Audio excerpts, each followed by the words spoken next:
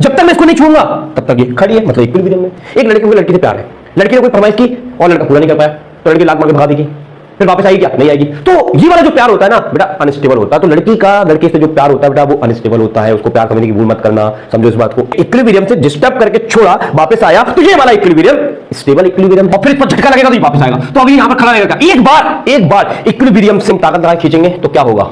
खड़ा रहेगा ऐसे टाइटेनियम बन के। और वो वाले केस में क्या है? दोनों धड़ाधड़ पीट रहे थे। हेलो बच्चों, क्या हाल चाल? एकदम बढ़िया। तो बच्चों आज की इस क्लास में हम लोग क्लास 12th का फर्स्ट चैप्टर काफी इंपॉर्टेंट टॉपिक डिस्कस करने वाले हैं, जिसका नाम है torque on a dipole capped in a uniform electric field. तो अगर एक डाइपोल को यूनिफॉर्म इलेक्ट्रिक फील्ड में हम रख देंगे तो बेटा उसमें टॉर्क कितना लगेगा वो उनको कैलकुलेट करना। अब उसको कैसे कैलकुलेट करेंगे? उसके लिए आपको पता होना चाहिए इलेक्ट्रिक डाइपोल क्या होता है। तो आपको पता है कि इलेक्ट्रिक डाइपोल का एक तरह का एक सिस्टम होता है जिसमें दो चार्जेस होते हैं, एक माइनस क्यू होता है, एक प्लस क्यू होता है, और उनके बीच में एक पर्टिकुलर डिस्टेंस होता है, इसको हम बोलते हैं 2a। अच्छा, तो देखिए यहां पर देखिए बच्चों, 5 मिनट में मैं पूरा जो भी कंसेप्ट है इसका इंपॉर्टेंट सारा एक्सप्लेन कर दूंगा, ठीक है। हाँ, एक चीज और कहना चाहूंगा, अभी तक आपने पिछली क्लास से नहीं देखी है, इंपॉर्टेंट डेरिवेशन चल रही हैं, उन सबका लिंक मैंने डिस्क्रिप्शन में दे दिया है, वहां पर जाकर विजिट कर लेना।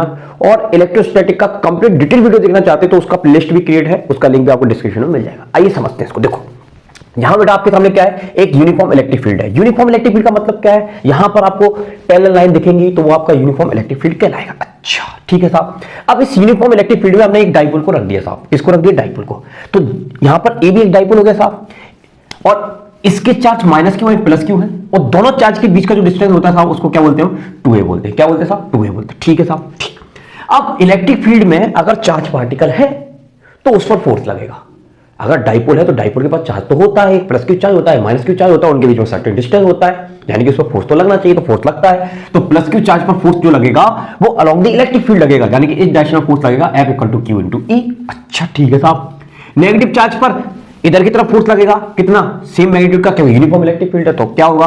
F equal to Q into E। अब एक डाइपोल पर साहब दो फोर्स लग रहे हैं, एक इधर लग रहा और एक इधर लग रहा, और जब सेम मैग्नीट्यूड के दो फोर्स अपोजिट डायरेक्शन में रखेंगे तो ये क्या बनाते हैं साहब? Couple of force. और जब भी कपल ऑफ फोर्स बनता है, कपल ऑफ फोर्स बनता है तो ये बॉडी आगे नहीं जाती बल्कि अपने स्थान पर रहकर पॉइंट ऑफ एक सेंटर पॉइंट के चारों तरफ क्या करना स्टार्ट कर देती है?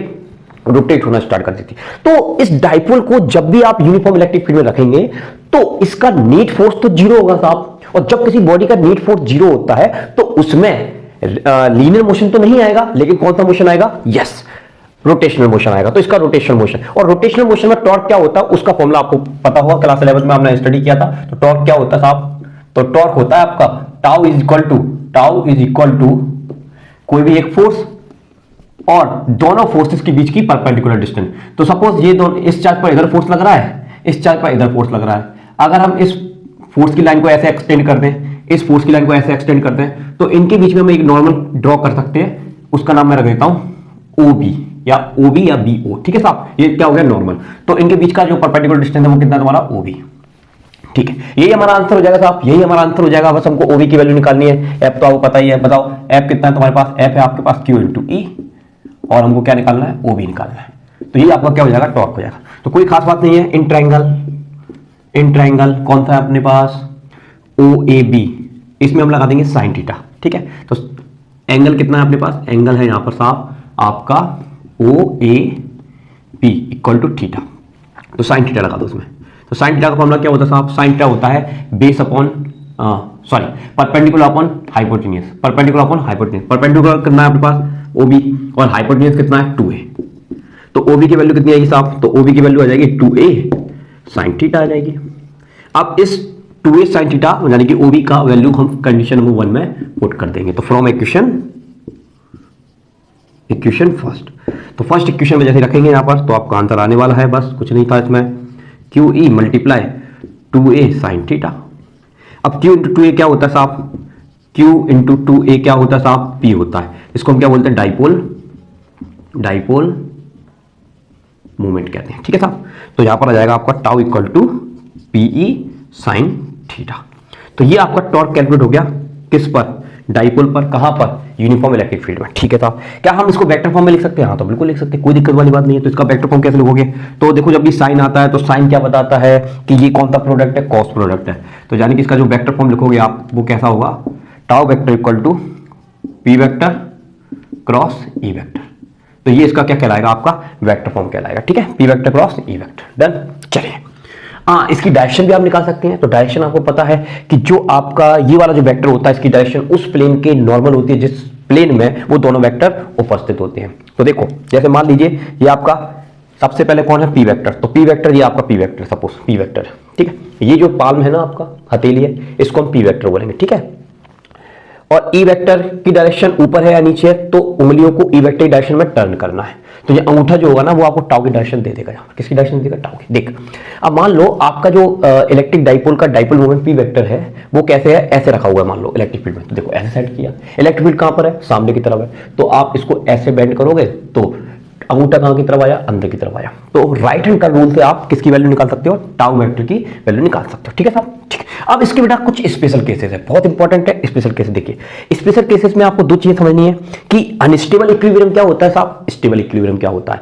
अब इसका डिटेल वीडियो में बना चुका हूं, इसका बहुत शानदार न्यूमेरिकल का कंसेप्ट मैं सिखा चुका हूं अनस्टेबल और स्टेबल का। तो उसका लिंक मैं आपको डिस्क्रिप्शन में प्रोवाइड करा दूंगा, जहां पर मैं उसको डिटेल में नहीं डिस्कस करूंगा, केवल काम की चीज ही आपको बताऊंगा। ठीक है, अनस्टेबल का मतलब आप ये समझिए फिलहाल किसी ऑब्जेक्ट को अपनी पोजीशन से इक्विलिब्रियम से डिस्टर्ब कर दिया और वो वापस उसी पोजीशन पर नहीं आया तो ये अनस्टेबल है, और किसी को डिस्टर्ब किया और वापस आ गया तो ये स्टेबल है। तो देखिए अब हमने क्या किया, थीटा की दो वैल्यू कंसीडर की, दो वैल्यू कंसीडर की कैसे, एक हमने थीटा इक्वल टू कितना लिया साहब 0 डिग्री। तो आपका ये फॉर्मूला है साहब, तो ये फॉर्मूले में अगर साइन 0 रख दोगे तो साइन 0 कितना होता है तुम्हारा 0 होता है, तो टाउ कितना आएगा 0। यानी कि क्या मतलब है इसका, आपका ये मतलब है कि अगर आपका जो डाइपोल है, अगर आपका जो डाइपोल है वो इलेक्ट्रिक फील्ड के पैरेलल है तो थीटा की वैल्यू, अच्छा देखो एक बात समझो, ये थीटा किसके बीच का एंगल है साहब, तो theta is the angle between P vector and E vector, मतलब पी और ई के बीच का एंगल है। तो देखिए अगर हमने इसको पैरेलल रख दिया तो यहां पर पी वेक्टर का ई वेक्टर के साथ एंगल कितने डिग्री का हो गया 0 डिग्री का, और अगर एंगल 0 डिग्री का हो जाएगा तो टॉर्क भी कितना होगा 0। यानी कि इस समय ये जो आपका डाइपोल है वो इक्विलिब्रियम में है। कौन से मीडियम में, इक्विलिब्रियम, क्योंकि इस पर कोई फोर्स नहीं लगा, ऐसे खड़ा है सीधा। अच्छा अभी वापस आऊंगा मैं। अब इसी तरह से अगर हमने डाइपोल को घुमा दिया, ऐसे पलट कर ऐसे रख दिया, देखो हाँ एक चीज आपको पता ही होनी चाहिए भाई, एक चीज आपको पता होनी चाहिए, अगर मैंने एरो ऐसे लगाया है डाइपोल मूवमेंट का तो बताओ नेगेटिव चार्ज कहां होगा, तो नेगेटिव चार्ज यहां होगा, पॉजिटिव चार्ज यहां होगा, क्योंकि आपको पता होना चाहिए कि डाइपोल मूवमेंट की जो डायरेक्शन होती है वो नेगेटिव चार्ज से बेटा पॉजिटिव चार्ज की तरफ होती है। ठीक है, तो बताओ अगर ये एरो ऐसे है तो नेगेटिव कहां होगा साहब, नेगेटिव यहां होगा, पॉजिटिव यहां होगा। बात समझ पाए आप, ठीक है साहब।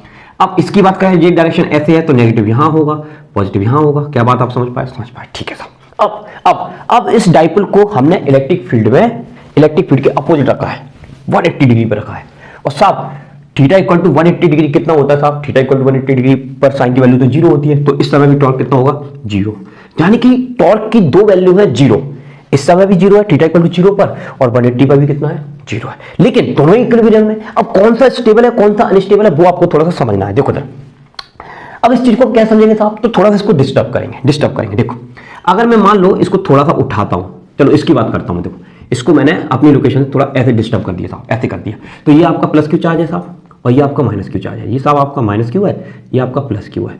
अब साहब इलेक्ट्रिक फील्ड इस पर फोर्स लगाएगा, कहां लगाएगा, अलोंग दी इलेक्ट्रिक फील्ड लगाएगा, पॉजिटिव चार्ज है तो उस पर फोर्स कहां लगता है, अलोंग दी इलेक्ट्रिक फील्ड, तो इस पर फोर्स सामने की तरफ लगेगा साहब, ठीक है साहब, इस पर फोर्स इधर की तरफ लगेगा साहब, ठीक है साहब। तो जब फोर्स लगेगा तो ये हमने तो ऐसे किया था थीटा एंगल पर, लेकिन जैसे ही फोर्स लगा तो ये वापस उसी सिचुएशन में आ गया, वापस आ गया साहब।